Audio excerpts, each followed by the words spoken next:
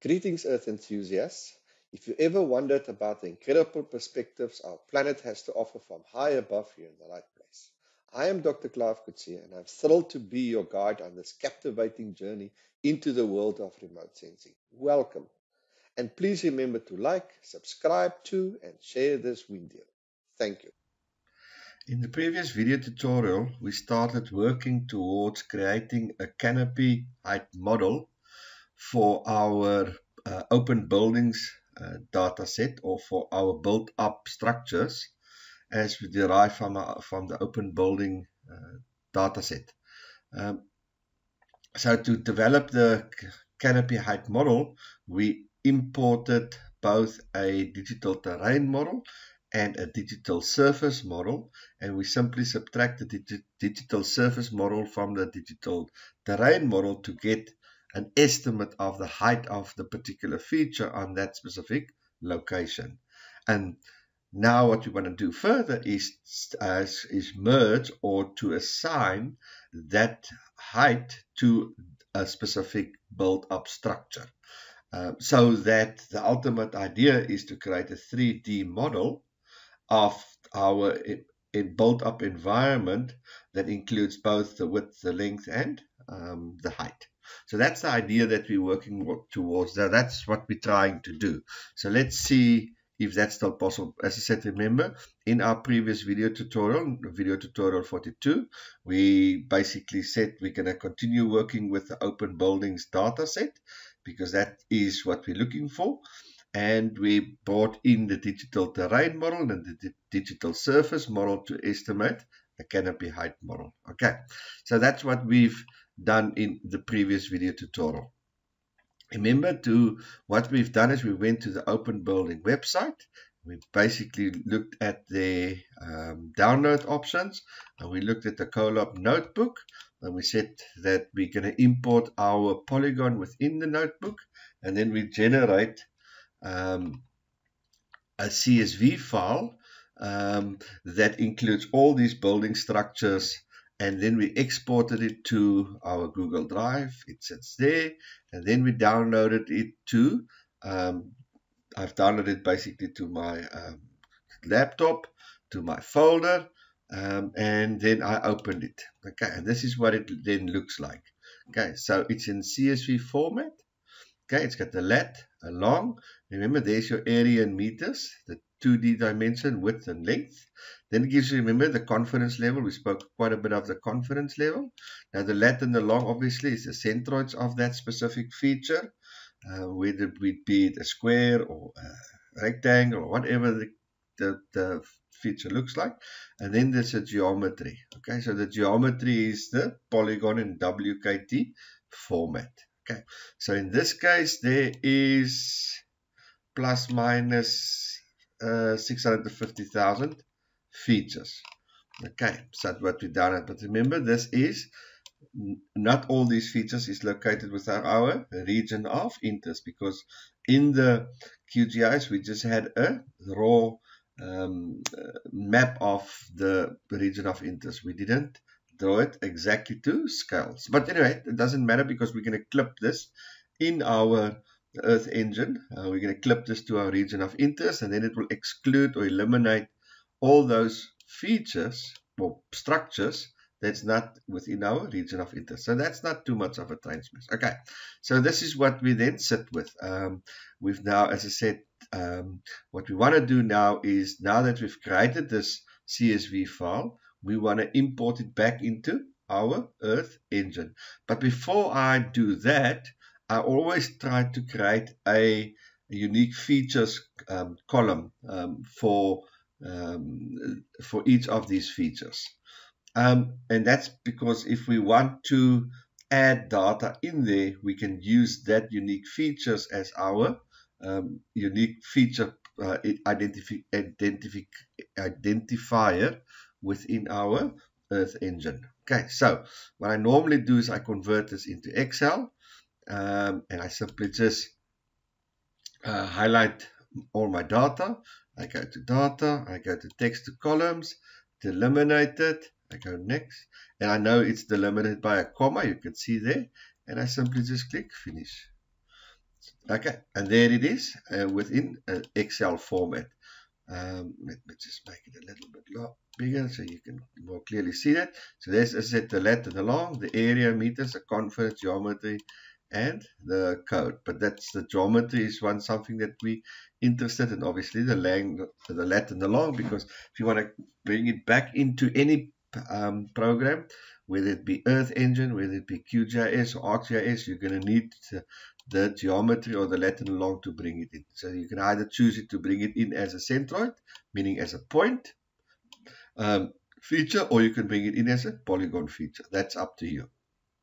So there's the meters, the confidence. Now you can at this stage decide whether you want to exclude certain features from your analysis. For example, the ones less than 10 square meters. For example, that one you can decide, as I said, delete those ones or exclude those ones that's below certain threshold, or vice versa with confidence, or combination of the two. That's up to you. But let's, for example, leave it. As I said, what I then do, okay, I'm not gonna save it. What I, as I said, as a matter of course, do, I create a unique identifier. Let me just put it that way. This is the same one that I just showed you now. All I've done is I've created another column, and I call this column Roy. You can call it whatever you want to, and that's just a unique identifier for each feature. So this feature will have identifier 1, this feature will have identifier 2, etc., etc. So that tells you there is 64999 features. So that's just something, and then obviously I save this as a CSV file. So you go save as, and I save it as a CSV file, and I give it a name, Open Buildings. Okay, so now that this document is saved, this one is saved as a CSV file. I'm not going to save it. Okay, so it's saved as a CSV file within my, there it sits. As you can see, it's a CSV file. There's the original one that I've downloaded. Okay, then from there I've created another CSV file, and this CSV file is exactly the similar that, except it includes that column Roy, which is a unique identifier for each and every feature. Okay, so now it's created there. So I've done this CSV file now. I'm happy with the CSV file. What I want to do is I want to bring it into my Earth Engine. Okay, I want to bring it into my Earth Engine. So remember, you go to your assets. Okay, remember your assets is where all your images, features, tables, all those things are located within your assets. Okay, so I go to my assets and I press new. Okay, you'll see there's the option to bring in your CSV file. Okay, so I'm going to left click on that, and now it gives me the option to select my CSV file. So I go select and I search for that CSV file. Okay, so there it is. So I click on that and I say open.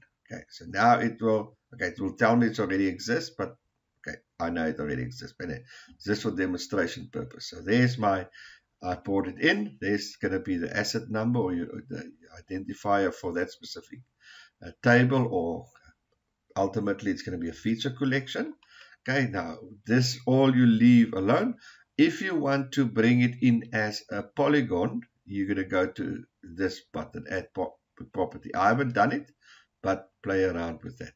The rest you leave exactly the same. Now you'll see there it's going to bring it in as a lat and a long, so it's going to bring it in as a point feature, not as a polygon feature. You may want to bring it in as a polygon rather than a point feature, and therefore you may have to bring it in as a polygon there. Okay, so the rest you look exactly the same. Now in my case, my CSV files are not saved as a comma but as a semicolon. So just make sure within your CSV whether it is saved with a comma or a semicolon. If it's saved as a comma, then you just put a comma there and you go upload. Okay, if it's going to be a semicolon, then you basically just put it as a semicolon and you upload. So please make sure that your delimiter is correctly specified here. Otherwise, it's not going to load properly. So this is very, very, very important. And then you just upload. It's not going to upload because, let me make it a 1 there. Okay, so now it will upload as this one. Okay, but I'm not going to do this because it's already done. But as I said, please remember, have a look at this add property. If you want to play around with that, do that. Otherwise, as I said, the other one, leave it as is. It will automatically identify the point coordinates or the centroids, and it will automatically include it there. If not, have a look there.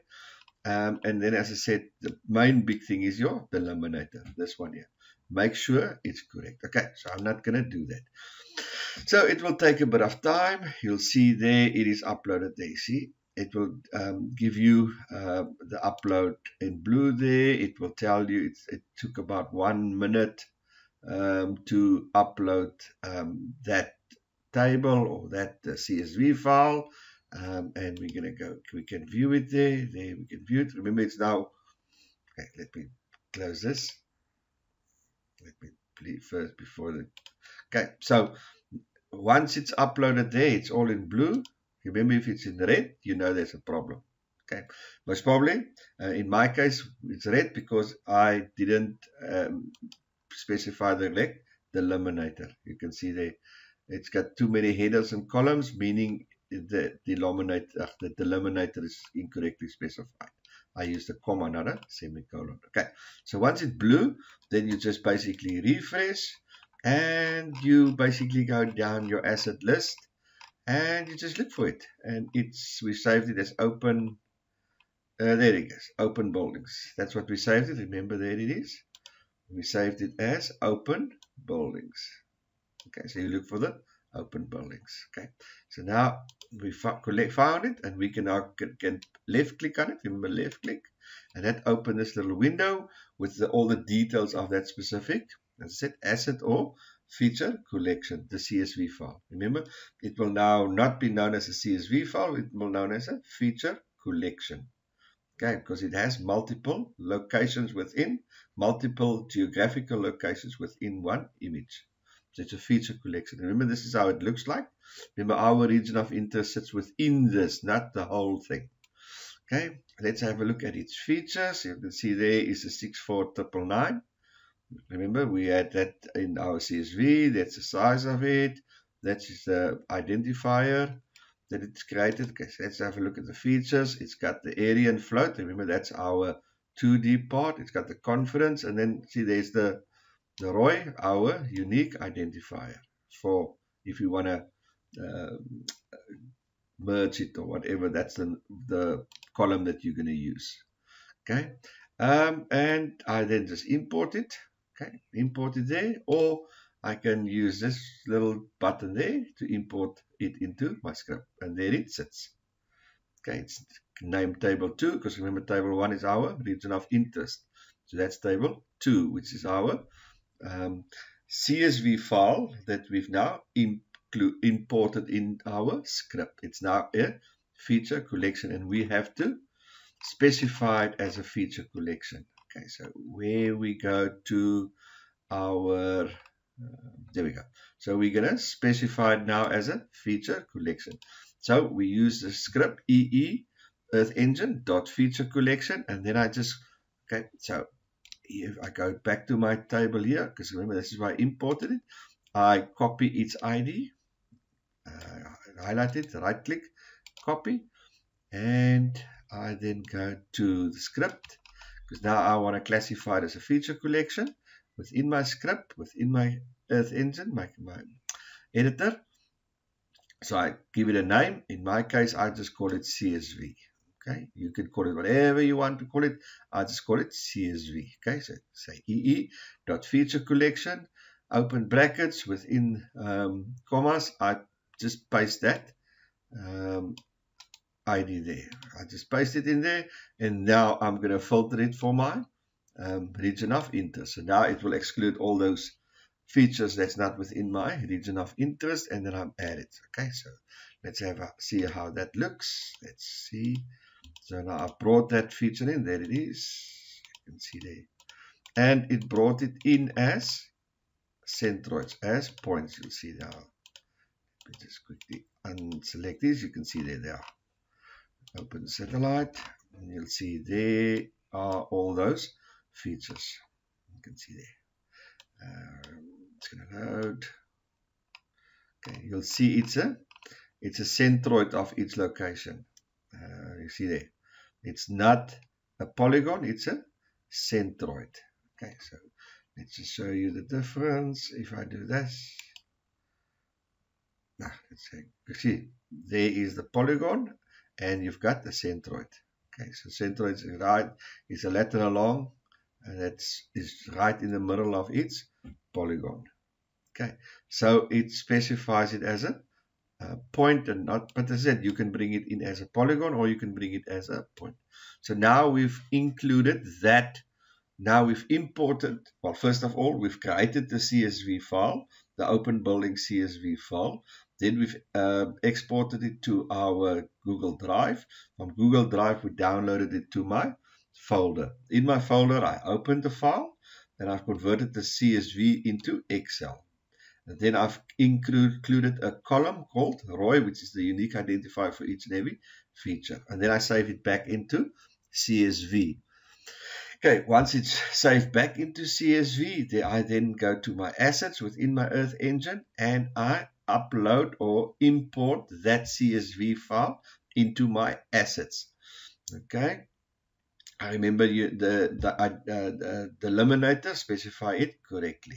Now I've imported back into my Earth editor as a CSV file, and therefore now I have to convert that CSV file into feature collection using the script. Now that CSV file, that open building CSV file, is now a feature collection within my code editor called CSV. Okay, so that's quite a mouthful to digest, quite a bit of that we've done already. Okay, so that is bringing now that file or that table into my Google Earth Engine as a feature collection. Because remember, from there I can do a whole lot of things now. Okay, but while we're bringing this in now, let's say I want to export a feature collection. Let's say I've done now a whole lot of work on that feature collection, which we're going to do in a follow-up video tutorial. I've brought, so I've taken this initial feature collection that I've imported now, and we've done a whole lot of work. This is what we're going to do with it. You'll see there in the script.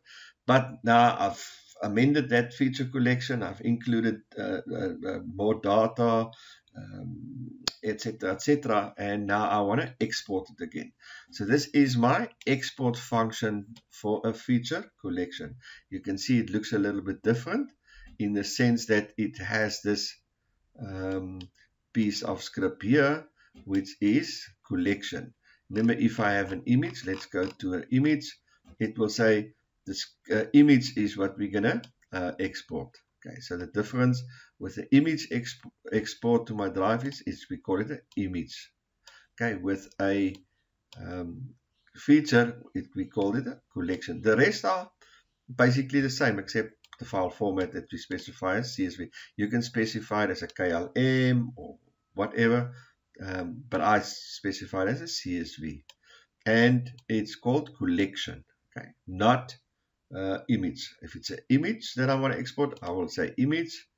If it's a feature collection, it will specify collection. Now I just basically run it.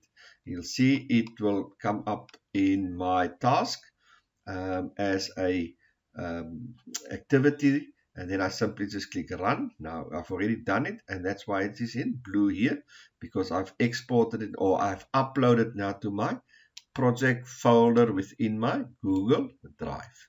Okay, so there's the code. It's export, and what I'm going to export a table. Okay, it's called a table feature collection. Where's in the image? Let's go there. I'm going to export an image. Okay, so that's a slight difference. The principle is exactly the same. You only change between image and collection, or image and table. Okay, so there's my export. So I'm going to export the table to my drive. What I'm going to export? I'm going to export this table because I've done quite a bit of work on this initial table that I imported. Remember, there's my initial table that I've imported, or CSV file that I've imported, that I've created now feature collection. So I've taken this table, I've done a whole lot of work on this table. So I've got a new table. Remember, it doesn't save it to this old table. I need to create a new table or new feature collection. Okay, so that's still the original one. So I've got the original one. I've done all this work on it, blah, blah, blah, blah. Now I've got a new feature collection, which is called this one. And this is what I want to export. So this built up CHM is an updated or a modified table of the initial table. Okay, so I want to export it. There's my export function. I press run. The task will be allocated in here, and from here I simply just click run, and I wait a bit of time, and you'll see it will be here in blue, meaning it's successfully uploaded or exported to my project folder. I go to my Google Drive, go to my project folder, and voila, there it sits. So I simply go there and I download it. Okay, simply click on that three little buttons, I download it, and you will download it to wherever you want to download, to your project folder and your laptop. I'm not going to do that. It's already done. Okay, so let's just not do it. Okay, so it's already done. Okay, then I'm going to open it from, there it sits. Where is it? There we go. There it sits within my project folder on my laptop. There it sits. I open it. Already open it. And that is how it looks.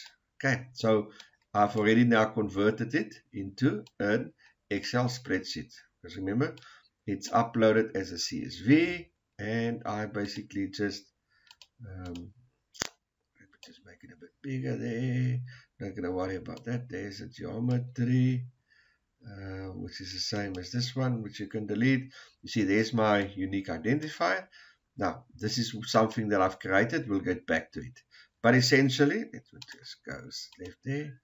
But there's still our area meters, our confidence. This is the new one column that I've created. And that's why it's a new. You'll see if I go back to the original one. Where is the original one? This is what I've imported. This is the one that I've imported, the ladder along, the area, confidence level. And that's still pretty much there. You'll see there it doesn't have the Latin along. So I need to bring the Latin along in. Got the area meters, confidence, and the mean. Okay, and it's got the geometry. But you can just basically bring the Latin along in. It's not too much of a problem. Okay, so there we go. So that's essentially, let me just go back to Earth Engine.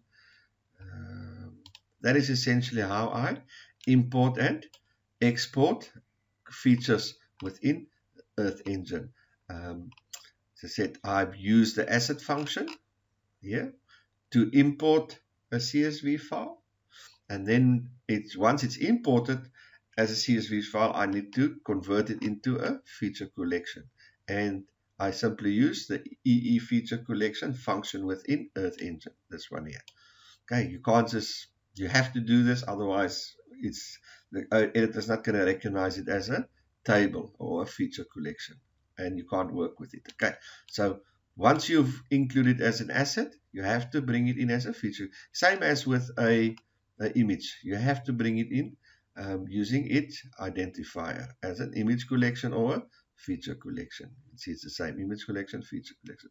So you have to classify it as such, and you give it a variable name. Okay, so now you've played around with that. Now you're ready to export it, and you use this particular code. And you can bring in geometry here if you want to change it.